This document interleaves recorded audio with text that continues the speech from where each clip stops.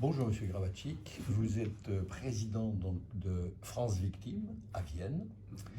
Ce qu'on pourrait rappeler, enfin ce qu'on pourrait raccourcir ça en Vienne Victime, puisque vous occupez surtout de la région, même si vous êtes rattaché à une grande association nationale.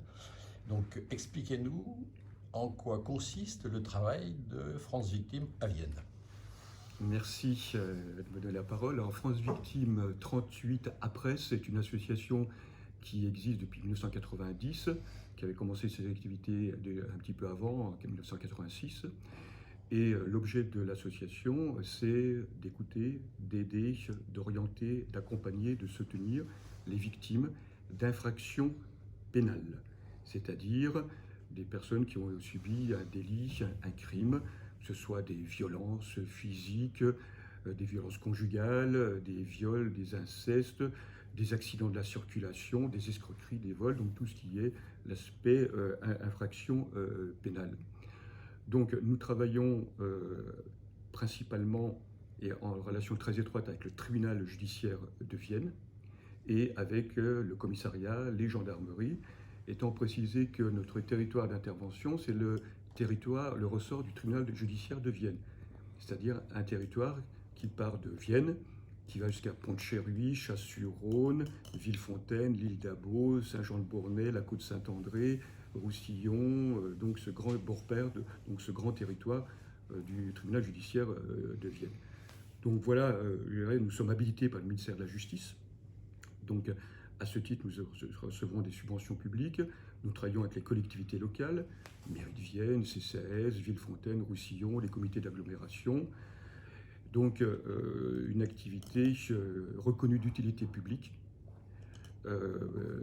qui nécessite des moyens importants, financiers, mais également personnels, puisque aujourd'hui, donc ce sont 8 salariés, juristes, psychologues, travailleurs sociaux qui interviennent quotidiennement au sein de l'association.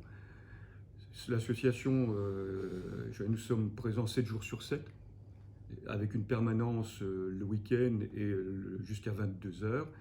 Et nous pouvons intervenir en urgence sur demande de la justice, du procureur qui estime qu'il y a des situations urgentes et nous intervenons à sa demande. Un exemple concret, l'été dernier, vous savez qu'une jeune fille à Villefontaine a été assassinée dans des conditions horribles. Et bien, dès que le corps a été découvert, le procureur nous a demandé de l'accompagner et nous avons accompagné le procureur, la procureure, pour soutenir la famille de cette jeune fille victime. Et depuis cet été, nous suivons cette famille. Une psychologue suit cette famille toutes les semaines.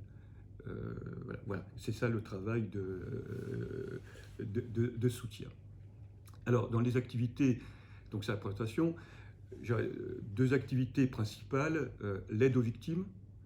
Alors, ce sont des permanences au local, ce sont des permanences commissariat de Vienne, gendarmerie de Vienne, gendarmerie de Chasse-sur-Rhône, maison de justice de Villefontaine, à Roussillon également en gendarmerie, en mairie, des permanences à l'île d'Abo, donc sur tout ce territoire, des permanences où nous accueillons des victimes, environ 1500 personnes qui sont accueillies par an. 1500 personnes, ça représente 3500 entretiens, puisque des personnes, on les voit une fois, mais également deux ou 3 fois. Donc ça, c'est tout l'aspect aide aux victimes, information sur les droits, leurs droits, les accompagner devant le tribunal s'il faut, les orienter vers des avocats, les orienter vers des services sociaux. Donc il y a toute une gamme d'activités qui sont présentées dans les permanences, étant précisé que 70% des utilisateurs sont des femmes qui demandent l'assistance de l'association. Action plus spécifique pour les femmes victimes de violences, puisque on en parle de plus en plus et puis à juste titre. Nous accueillons entre 450 et 500 femmes par an victimes de violences en entretien et à peu près le même nombre qui sont suivis. parce que certaines ne font que l'entretien et repartent, mais très peu repartent. Et en fin de compte, nous suivons environ 450 personnes, 450 femmes victimes de violences. Alors, c'est pareil, c'est l'écoute, le soutien, les informations sur les droits, mais ça va au-delà. Ça va au-delà du soutien, puisque, comme je vous l'ai dit, nous travaillons avec le ministère de la Justice, avec la procureure de Vienne, le tribunal, et nous avons des actions spécifiques, c'est-à-dire que lorsqu'il faut intervenir en urgence, sortir quelqu'un de chez elle, par exemple avec les enfants, nous sommes sollicités par le parquet. Et avec nos relations sociales, eh bien, il est possible de reloger en urgence, par exemple, ces familles. Nous faisons aussi des enquêtes à la demande du parquet, des enquêtes sur les victimes, des enquêtes sociales, pour donner des informations au tribunal qui va être amené à juger l'auteur des faits. Nous donnons des informations sur la victime, la composition de la famille, les aspects sociaux. Nous suivons également ce qu'on appelle le téléphone grave danger, c'est-à-dire que le parquet, le tribunal, estime qu'une femme doit avoir un téléphone sur elle, et si son conjoint se montre dangereux ou se rapproche trop, eh bien, elle peut appeler directement et elle est en lien avec les services de police et de gendarmerie. Nous intervenons pour expliquer aux personnes l'utilisation de ce téléphone grave danger et pour préparer et présenter à la personne la façon d'utiliser, comment recourir à cette possibilité. Dans peu de temps, nous allons également, avec le parquet de Vienne, mettre en place le bracelet anti-rapprochement. Donc, Vienne s'est lui attribuer 5 bracelets. Alors, ça peut paraître pas beaucoup, mais c'est beaucoup quand même. Et lorsque le tribunal va décider de mettre un bracelet à un auteur violent, eh bien, nous allons nous occuper de la partie victime et expliquer à la victime comment cela fonctionne et ce que permet ou ne permet pas le bracelet et comment elle est protégée au mieux.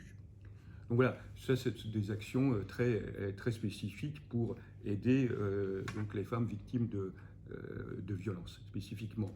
Et puis pour terminer, donc ça c'est pour les femmes victimes, vous avez le pôle victime, mais nous avons également le pôle auteur.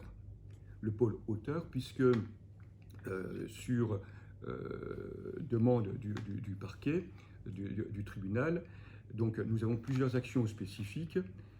Première action spécifique, c'est que si le tribunal décide d'écarter l'auteur de violence de chez lui, eh bien, nous avons la possibilité, nous avons 2 appartements à Vienne et Villefontaine en partenariat avec les mairies de Vienne et de Villefontaine pour écarter l'auteur violent et le mettre pour une durée déterminée de 3 mois maximum dans un logement de façon à ce qu'il n'ait plus de contact avec la conjointe et les enfants. De la même façon, nous faisons à la demande du parquet une enquête sur les auteurs qui vont passer au tribunal pour donner des informations sur cet auteur, des informations sociales. Et puis, dernière action pour les auteurs, avant-dernière, nous assurons à la demande du parquet le contrôle judiciaire des personnes qui ont été condamnées pour violence, qui ne sont pas en prison, mais qui sont sous contrôle judiciaire. Et c'est l'association qui s'occupe de recevoir les personnes auteurs et tous les mois, généralement, de faire un point de situation avec ces auteurs pour contrôler effectivement la façon dont elles se comportent. Dernier point avec les auteurs, des stages de responsabilisation, citoyenneté, que nous avons mis en place également, de façon à ce que les auteurs aussi soient pris en charge et comprennent. La sanction est une chose indispensable, mais il faut aussi travailler pour que les auteurs comprennent pourquoi ils ont agi de cette sorte et pour éviter la récidive, bien entendu. Monsieur Ravatchik, donc président de France Victime, le Lions Club avait décidé, avec votre accord, de faire une campagne de présentation de cette association, puisqu'on s'aperçoit que très souvent, notamment à Vienne, puisque je suis viennois, les femmes ne savent pas où s'adresser à Vienne en cas de violence faite aux femmes. Donc cette association va déboucher sur une campagne prochainement, dès qu'on sera débarrassé du Covid, ou du moins qu'on sera un peu plus libre d'agir au niveau des commerçants ou au niveau des marchés ou des grandes surfaces. Donc je vous remercie de cette collaboration très efficace. Merci. En tout cas, c'est moi qui vous remercie de vous intéresser à France Victime 38 à Presse. Parce qu'effectivement, donc, plus on parle de notre association, comme d'autres associations, nous ne sommes pas les seuls, hein, mieux ça bénéficie aux victimes.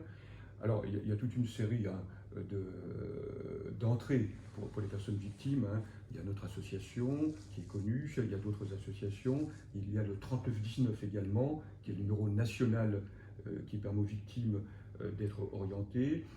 Nous avons également des permanences, comme je vous l'ai dit, en commissariat, en gendarmerie. Nous travaillons en étroite collaboration, qui fait qu'aujourd'hui, on ne peut pas dire qu'une victime de violence, notamment conjugale, soit laissée à l'abandon. Hein. Je crois qu'il y a un maillage territorial qui fait que toute victime maintenant est prise en charge.